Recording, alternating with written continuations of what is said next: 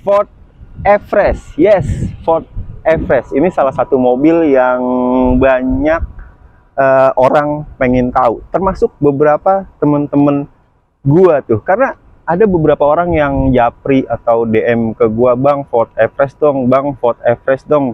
Dan karena waktu itu belum ada unitnya, maka baru sempet sekarang nih. Dan kebetulan di depan gua udah ada Ford Everest generasi kedua tahun 2011, dan ini unit dari garasi Om Komar.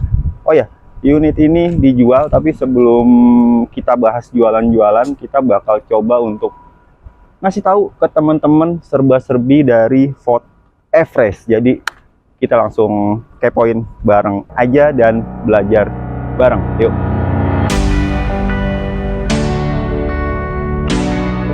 Agak mirip dengan Panther nih, karena suspensinya banyak kasus juga kemarin di bengkel gitu ya.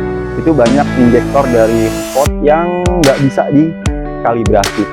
Ford Everest sendiri pertama kali ada di Indonesia itu tahun 2003 teman-teman, dan itu generasi pertama. Variannya ada yang 4x4, ada yang 4x2 tuh. Dan ini kita bahas sedikit sejarahnya aja ya. Kemudian kita lanjut ke tahun 2006. Di tahun 2006, nah ini agak sedikit simpang siur nih, karena ada beberapa yang bilang di 2006 itu muncul generasi kedua. Tapi ada juga yang bilang di 2006 itu sebenarnya bukan ganti generasi itu, tapi cuman facelift.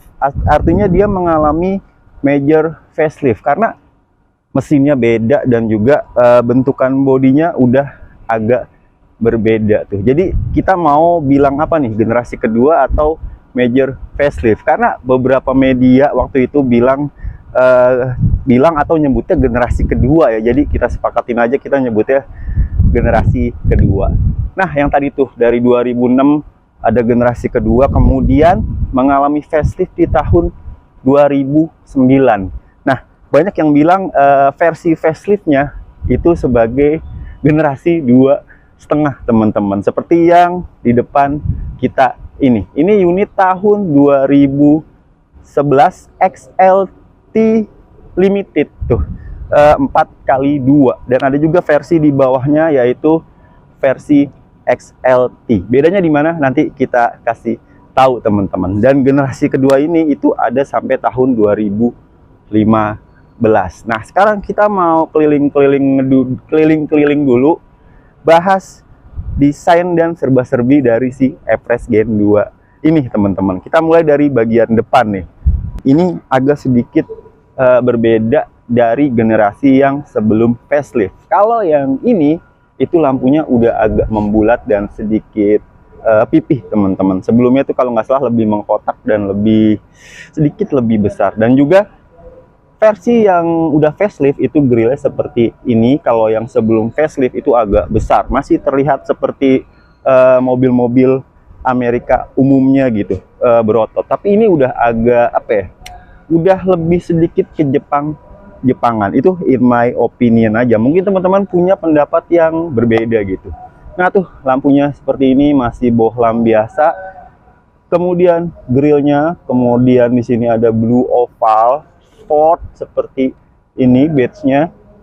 Balik ke grillnya itu chrome seperti ini, ada bacaan Everest-nya, tapi kurang pop up ya, karena ini agak nggak kelihatan gitu point of interestnya dari si Everest teman-teman.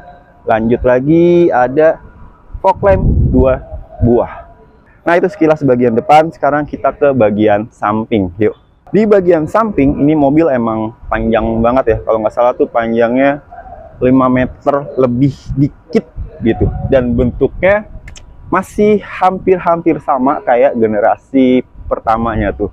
Masih ada kesan ngeboxy seperti ini, walaupun di depan itu udah agak ngebulet-bulet, tapi kesan boxinya itu masih bisa jelas terlihat seperti ini teman-teman. Panjangnya yang tadi gue bilang 5 meter, kecil dikit, Terus wheelbase-nya itu sekitar 2860 mm gitu ya. Koreksi kalau salah. Dan ground clearance-nya itu 200 mm, which is ground clearance seperti itu bisa memudahkan teman-teman yang suka road trip ke daerah-daerah nggak jelas jalannya, bisa aman naik ini. Walaupun ini versi yang 4x2 teman-teman. Handle pintu seperti ini, udah ada chrome seperti ini, tapi belum smart entry. Oke, nggak apa-apa. Dan di sini spionnya udah chrome, dan ada di sini sennya seperti ini teman-teman. Kemudian ada footstepnya, pijakan kaki di sini, dan ada roof rail yang bisa teman-teman fungsikan untuk naro-naro barang, dan ini berfungsi banget. Dan kita lihat peleknya. Nah, ini nih, ini yang membedakan versi XLT Limited dengan XLT tanpa kata Limited. Kalau yang versi XLT Limited itu dia bannya pakai ring 18. Kalau yang XLT doang itu pakai ring 16 teman-teman. Peleknya seperti ini, single tone dibalut dengan profil ban 265/65. Ini bannya dia pakai Geolandar AT. Bannya masih bagus teman-teman. Remnya udah cakram ABS dan juga ABD, dan ini menarik juga ya, karena suspensinya sendiri kalau lu lihat ini agak mirip dengan Panther nih, karena suspensinya dia double wishbone tapi masih pakai batang torsi. Kalau teman-teman lihat SUV angkatannya dia itu rata-rata kan udah nggak pakai batang torsi ya. Let's say kita ambil contoh Fortuner atau Pajero, dia double wishbone pakai coil spring, tapi ini masih pakai batang torsi. Di depan cakram, di belakang masih tromol. Tapi overall kaki-kaki Everest itu terkenal emang badak teman-teman. Kita coba lihat ke bagian belakang, suspensinya ini juga dia masih pakai leaf spring, walaupun udah ada stabilizer nih. Ini menarik banget sih. Kalau yang lain-lain tuh udah pakai coil spring ya, SUV seumuran dia masih pakai leaf spring seperti ini. Sip, itu bagian sampingnya. Sekarang kita coba lihat bagian belakangnya, yuk. Dan ini yang gue suka dari mobil-mobil eranya dia ya. Dia masih pakai konde seperti ini yang dalamnya ban. Kesannya jadi lebih kental sebagai kendaraan adventure teman-teman. Karena sesuai namanya, dia kan namanya Everest. Jadi agak gimana gitu. Kalau mobil ini nggak dibikin kesan sebagai kendaraan adventure. Di belakang masih terlihat boxy, kotak seperti ini, ada spoiler seperti ini. Di bawahnya ada rear defogger, kemudian ada badge Ford. Di atasnya ada di sini kayak untuk lampu plat nomornya itu dilapis chrome, dan bacaan Everest. Kemudian sensor parkir ada berapa nih? Ada 1, 2, 3, ada 4 sensor parkir. Dan ini pintunya itu dia masih ngebuka ngebukanya bukan ke atas, bukan lifting ke atas, tapi dia ngebukanya masih ke samping seperti ini teman-teman. Dan bagasinya kalau row ketiganya difungsikan itu emang tidak terlalu luas ya, tapi ini bisa teman-teman lipat sehingga bisa nambah kapasitas bagasinya. Bagasinya bisa lebih lega ketimbang kalau third row-nya itu difungsikan teman-teman. Nah, seperti ini aja bagian bagasinya dan eksteriornya. Sekarang kita coba cari tahu bagian interiornya seperti apa. Yuk.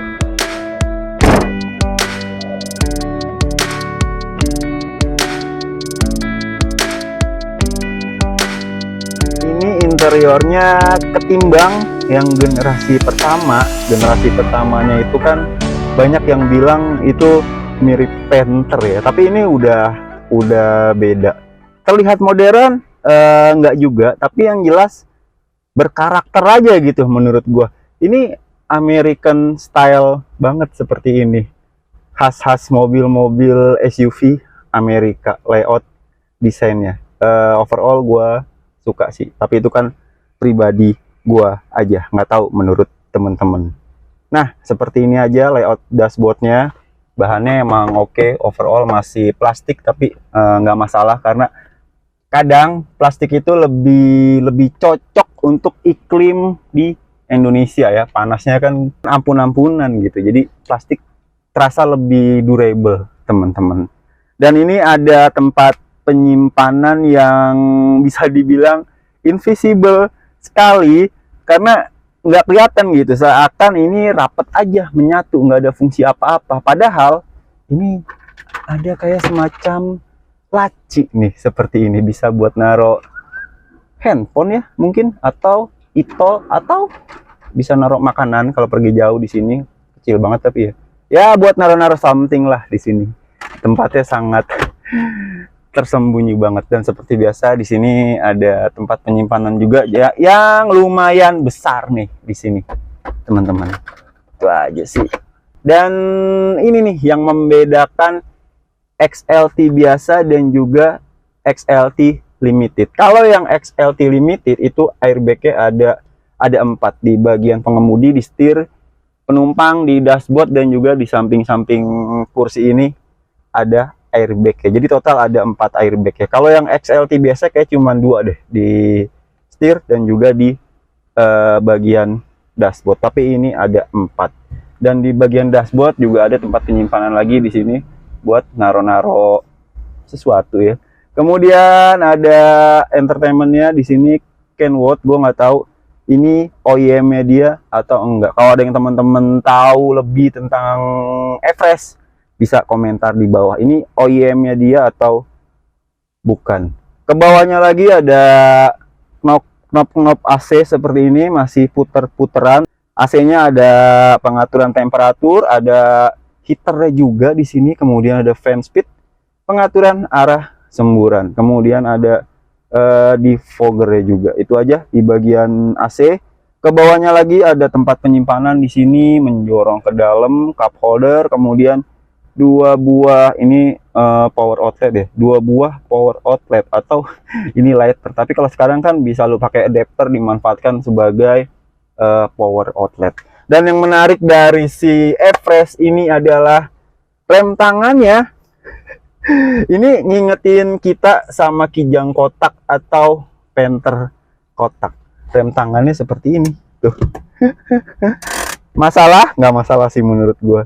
Cuman agak gimana gitu, agak gimana ya, agak out of date banget. Tapi karena rem tangannya di sini di bagian tengah, konsol tengah ini agak lebih apa ya, lebih bisa difungsikan untuk storage gitu. Contohnya seperti ini nih, ada storage kecil di sini, teman-teman. Persnelingnya ini Matic-nya 5 speed ya, 5 percepatan. Kalau yang generasi pertama tuh itu kan masih 4 speed, tapi kalau yang udah gen 2 ini dia udah 5 speed, teman-teman. Jadi gearboxnya beda tuh, yang generasi pertama dan generasi kedua. Kalau ini udah 5 speed, sementara gen satunya itu masih 4 speed. Tuh ada pencetan untuk overdrive ya, teman-teman. Kursinya ini, kursinya dibalut dengan kulit, warnanya beige seperti ini. Didudukin enak, nyaman banget gitu, empuk. Kemudian kesan mewahnya dapat karena dia dibalut dengan kulit beige seperti ini. Pengaturannya emang minim banget ya. Dia cuman bisa sliding dan reclining doang, nggak bisa pengaturan ketinggian atau head adjusternya di sini nggak ada, teman-teman. Setirnya 4 spokes begini, dan desainnya emang mobil-mobil Amerika banget seperti ini. Kesannya tuh berotot banget gitu. Begini gitu. Enak dilihat gitu. Kalau menurut gua ya. Setirnya pengaturannya dia baru ada, kalau nggak salah tilting doang nih pengaturannya. Tuh, pengaturannya cuman tilting tapi nggak ada teleskopik ya teman-teman. Lanjut ke speedometer. Speedometernya juga ini masih sangat sederhana gitu ya, masih pakai jarum-jaruman seperti ini. Ada penunjuk putaran mesin, kecepatan, fuel guard, dan juga penunjuk temperatur mesin dan posisi dari tuas transmisi maticnya. Dan ada di sini kecil gitu layar ya, yang informasi seputar odometer dan trip A, trip B. Masih sangat sederhana sekali. Lanjut lagi, di sini sun visor-nya nggak ada lampu, ada kaca. Di bagian penumpang ada kacanya juga. Di sini juga ada storage, ada 2 tempat kacamata di sini tuh. Tumben nih ada 2, biasanya kan tempat kacamata itu cuman 1. Spion buat melihat belakang juga masih sangat sederhana, masih cetok-cetokan seperti ini teman-teman. Lanjut ke door trim. Door trimnya juga ini masih seperti ini, masih sangat sederhana sekali tuh.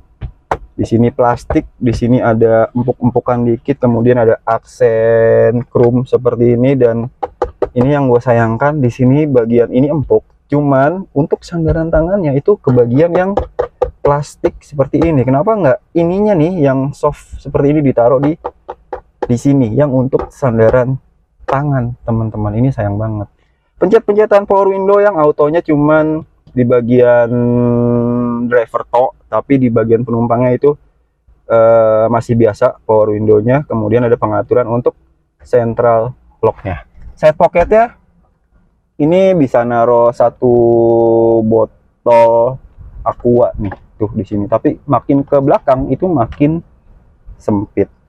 Dan untuk buka bensinnya ini ada di sini teman-teman. Ini ada untuk naro barang di sini nih, yang oke lah, ini sedang aja sih, volumenya nggak gede dan nggak kecil. Dan untuk di sini sandaran tangan yang dibalut dengan kulit juga seperti ini, ada jahit-jahitannya. Oke banget sih. Sip, itu aja di bagian interior depan. Sekarang kita ke bagian tengah. Yuk.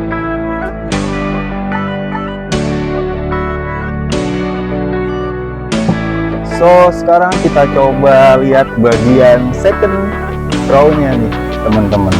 Dan di depan ini udah settingan mengemudi gua tingginya 181 cm dan oke, ini emang mentok, cuman gua masih ya belum begitu kesiksa-siksa banget dengan kementokan ini, teman-teman. Masih bisa ditolerir lah ya mentoknya ini. Overall emang gua nih ketika duduk di bagian second row itu gua ngerasa lebih tinggi daripada gua di depan. Artinya si Everest ini emang bagian interiornya itu kayak bioskop bangkunya, teman-teman. Artinya di depan itu pendek, makin ke belakang, ke tengah itu meninggi, dan di belakang itu meninggi lagi. Kalau lo lipet nih bangkunya itu ketahuan banget teksturnya begitu gitu, kayak bioskop. Jadi ketika gua di tengah itu gua masih bisa memandang ke depan visibilitasnya tanpa kehalang si headrest dari bangku depannya, teman-teman. Dan satu lagi yang membedakan dari XLT Limited dan XLT biasa adalah XLT Limited itu dia punya rear entertainment-nya seperti ini, layar 2 seperti ini. Kalau di XLT itu tidak ada, teman-teman.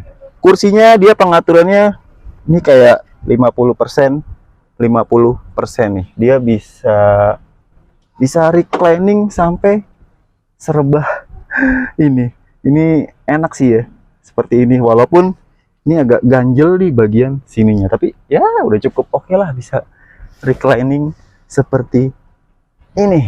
Ada apa aja di sini? Ada kisi-kisi AC 2 buah seperti ini, kemudian pengaturan buat fan speednya dari AC di belakang ini, dan juga lampu baca yang masih kuning seperti ini. Dan ruang untuk akomodasi itu dia ada 2 buah di sini, cup holder, dan di bagian door trim juga bisa naruh 1 botol. Door trimnya masih sama kayak di depan, motifnya Kemudian bahan-bahannya juga masih sama dan ada tweeter di sini, ada juga speaker, lalu apa lagi ya? Udah sih, itu aja di bagian tengahnya yang menurut gue ya, ini bisa dibilang lega gitu, teman-teman. Cukup enak dibawa ke luar kota.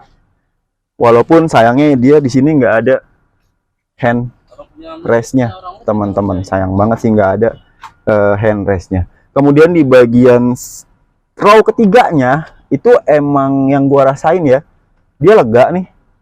Row ketiganya lega gitu, nggak lega sih, cukup lah ya. Tapi sayangnya itu bangkunya tuh kalau lu duduk itu kayak dingklik gitu, artinya pahanya tidak tersanggah dengan baik. Pendek banget iniannya nih, ke lantainya itu pendek banget, jadi lu serasa kayak jongkok gitu, walaupun emang tidak sempit di belakang, cuman itu aja sayangnya. Dan nggak ada headrestnya, kalau kecelakaan kelar loh. Dan di third row-nya juga ada kisi-kisi AC, jadi AC-nya nih ada 3 bagian nih, di depan, kemudian di tengah, dan juga di belakang, teman-teman.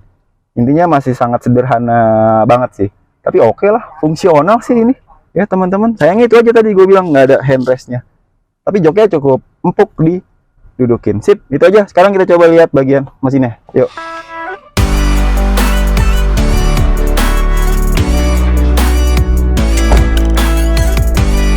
Nah, ini bagian mesinnya, Duratok TDCi Turbo Diesel Common Rail Injection. Nah, ini juga yang ngebedain Ford Everest generasi yang ini atau generasi kedua dengan generasi pertama.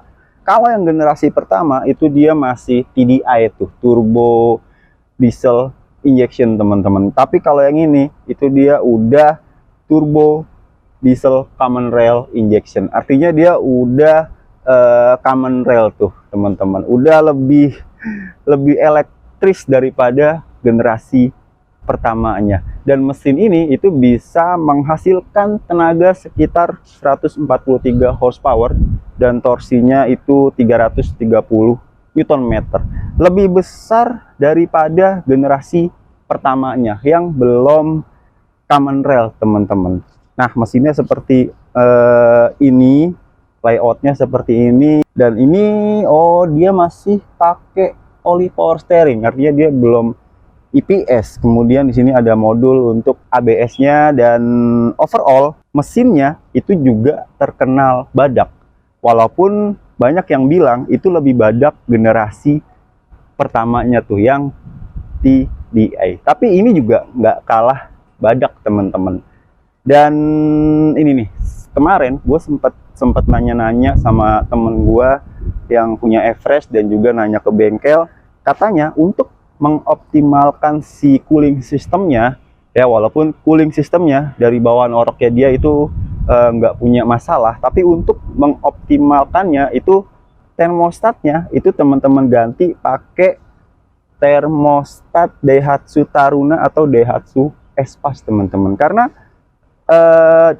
termostat Daihatsu Espas dan Daihatsu Taruna itu ngebuka 5 derajat lebih cepat. Artinya kalau teman-teman pakai termostat aslinya dari Everest itu ngebukanya kalau nggak salah termostatnya di 82. Tapi kalau teman-teman ganti ke original termostat Espas atau Daihatsu Taruna itu ngebukanya di 78. Jadi lebih bisa mendinginkan mesin, terutama di Indonesia yang suhunya bisa lebih panas dari di Amerika, teman-teman.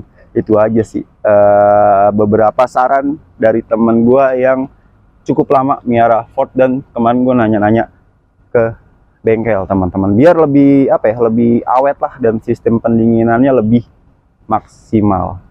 Dan usahain ngisi solarnya juga solar yang sesuai dengan yang dianjurkan pabrikan mobil ini, Dexlite atau Pertadex. Gimana kalau diisi solar biasa? Mungkin bisa, tapi umur dari injektornya itu nggak akan selama kalau lu ngisi dengan BBM yang dianjurkan dari mobil ini, semisal Pertadex atau Dexlite. Karena banyak kasus juga kemarin di bengkel gitu ya, itu banyak injektor dari Ford yang nggak bisa dikalibrasi. Kalau lu tahu Fortuner dan Pajero itu kan injektornya bisa dikalibrasi, tapi beberapa gitu ya ngalibrasi injektor dari si Everest ini itu gagal terus gitu. Jadi mungkin dari 9 cuma 2 yang berhasil. Jadi biasanya kalau injektornya udah masalah gitu ya, itu untuk dikalibrasi kemungkinan berhasilnya itu kecil. Jadi harus ganti injektor ya. Satu injektornya itu kalau nggak salah di range 3,5 atau 4 juta teman-teman. Sip, itu aja di bagian mesinnya, yang pada intinya ini mesin bandel kok. Sama kayak Panther bandel ya, dan ngerawatnya juga sama kayak Panther gitu ya, mesin diesel gitu ya. Sip.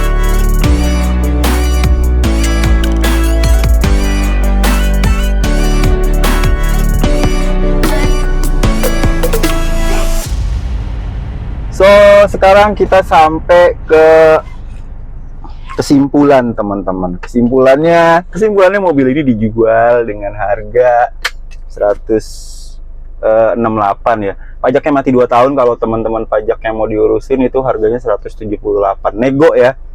Bisa hubungin nomor di bawah ini. Jangan lupa nih di follow Instagram ini. Dan thanks to Garasi Om Komar udah pinjemin kita untuk nge-review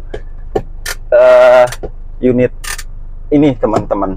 Jadi menurut gua ya, mobil ini adalah Panther rasa SUV gitu, Panther Amerika ya. Jadi bentuknya gitu dan juga badaknya itu mirip-mirip Panther dengan perawatan yang bisa dibilang juga mirip Panther gitu. Apanya sih diesel kalau servis itu kan ganti oli, kemudian trio filternya itu juga diganti. Itu aja sebenarnya, nggak banyak yang macem-macemnya gitu. Karena as you know ya, diesel ya, nggak ada busi, nggak ada electrical yang ngejelimet gitu. Jadi bisa dibilang badak teman-teman. Dan overall mobil ini masih sangat oke, masih enak dinaikin ya. Dan dia nih turbo, tadi gue lupa bilang turbo ya, udah VGT gitu, jadi tenaganya merata. Coba kita gas. Tenaganya enak teman-teman. Karena VGT-nya itu ya, variabel geometri turbo, jadi tenaganya bisa rata terus tuh, nggak turbo lag-nya ada, cuman bisa diminimalisir teman-teman. Enak sih. Dan basically karena dia leather frame ya, jadi rasa-rasa naik mobil leather frame-nya tuh ada gitu. Body roll-nya dan bantingannya itu ya mirip-mirip mobil-mobil leather frame pada umumnya teman-teman. Gitu. Overall ini mobil masih sangat baik sekali, masih terawat. Kalau teman-teman minat bisa hubungin nomor di bawah ini. Gitu teman-teman. Setirnya emang ya nggak direct banget gitu ya. Tuh. Ya kembali lagi ya, lu mau ngarep apa sih dari mobil sebongsor ini dan leather frame? Ini kan mobil yang untuk anda yang punya jiwa petualang, mungkin mobil ini bisa kalian cukup pertimbangkan gitu. Bentar nih, kita coba nih. Tuh. Body rollnya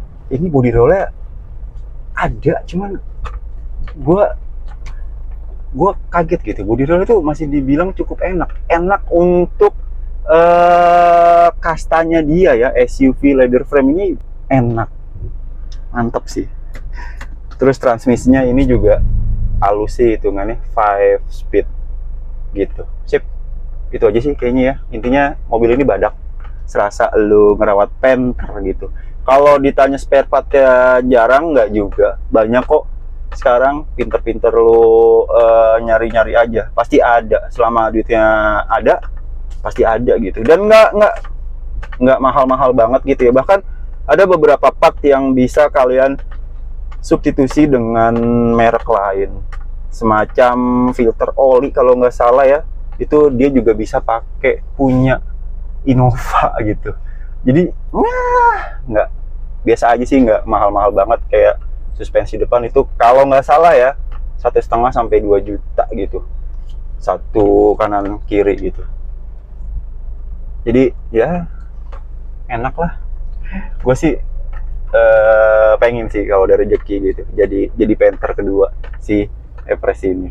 Dan satu lagi nih gue mau ngasih tahu karena dia panjang ya, jadi putar baliknya atau radius putarnya itu tidak terlalu baik setirnya. Jadi kalau lo ke daerah-daerah atau ke gang-gang yang kecil ini perlu sedikit effort teman-teman. Suspensinya menurut gua nggak keras banget ya, bahkan ini cenderung empuk gitu, nyaman teman-teman. Untuk di aspal ini nyaman sih, asli enak. Sip, kayaknya itu aja vlog gua kali ini. Kalau ada teman-teman yang lebih tahu tentang Everest bisa komen di bawah nih ya, sharing pengalaman kalian selama punya Everest gitu. Belajar bareng lah biar literasi kita tentang kendaraan bisa bertambah dan kita bisa sama-sama pinter. Oke, sip. Sampai di situ aja vlog gua kali ini. Sampai ketemu di vlog berikutnya. Assalamualaikum warahmatullahi wabarakatuh. See you.